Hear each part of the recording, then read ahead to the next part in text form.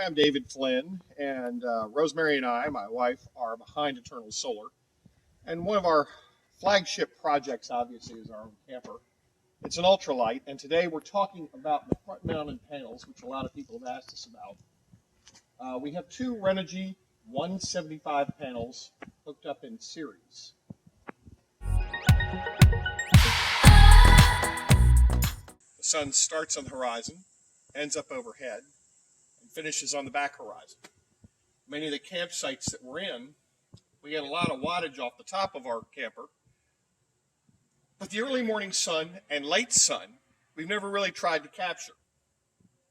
Our camper is a very big solar system. It's 1,730 watts of solar panels and 500 amp hours of battle-born batteries inside. So we want to try to feed all that for the entire solar cycle during the day. The 1.4 kW panels that we have on top were not enough for what we're actually using. So we decided to start adding other panels, and these are the ones that we're talking about today.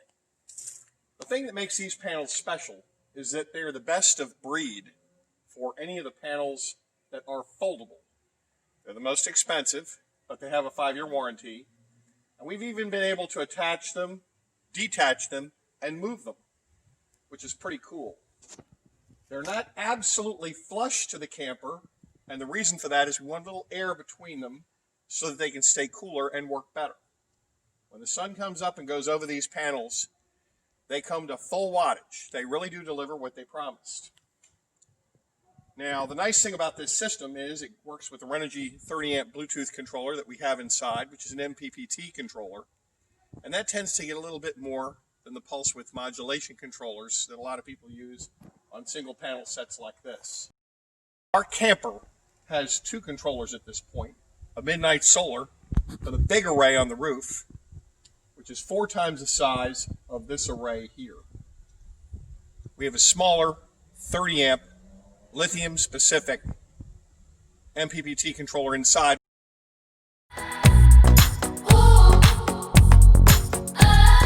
Okay, as you can see, we've run cables along here and stretched under the front of the camper. We've run along the bottom of the transom, drilled a hole through a piece of steel on the side of the frame and up through the bottom where they already had wire inlets.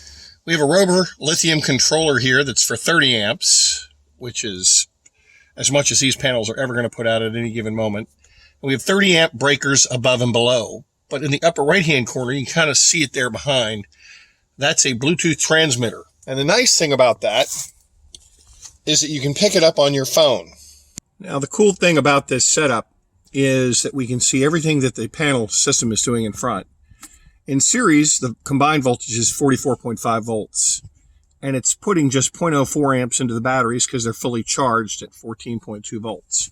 Something you have to learn about lithium is once you hit about 14.2, 14.3 volts, they stop taking energy. Then they drop back to 13.7, which is their stable voltage overnight. The nice thing about this is I can see a complete record of everything that's been done during the day. And not that much has been done today because not that much is needed. The important thing to remember about this whole system in total is that all 3 controllers can work together. The one we have in front, the one we have on the roof, and the one that we're going to put in the back, because lithium batteries have their own battery management system. Each one looks at the battery voltage coming into it and level controls everything. If you go below 10.8 volts, the batteries shut off. If you go above 14.4, the batteries stop taking voltage. So this is different than gel or lead acid. As you can see, the camper already has a controller for the 2 panels on the front. We haven't shown you the big system on the roof yet, but that'll be a later video. And in the spring, we're going to put another panel set just like the ones on the front on the back. So we'll have 3 controllers in this camper. They will work together with lithium batteries perfectly because those battle-born batteries each have a battery management system in them. And the nice thing about that is it level sets what the voltage is coming in. Anything below 10.8, the batteries shut down. Anything above 14.4, they stop taking voltage.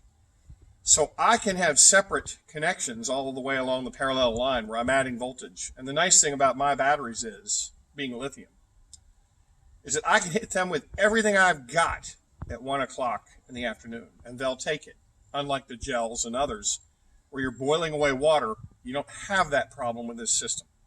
Again, thanks for watching. I'm David Flynn from EternalSolar.net. This is our ultralight solar camper, and where there's sun, there's fun.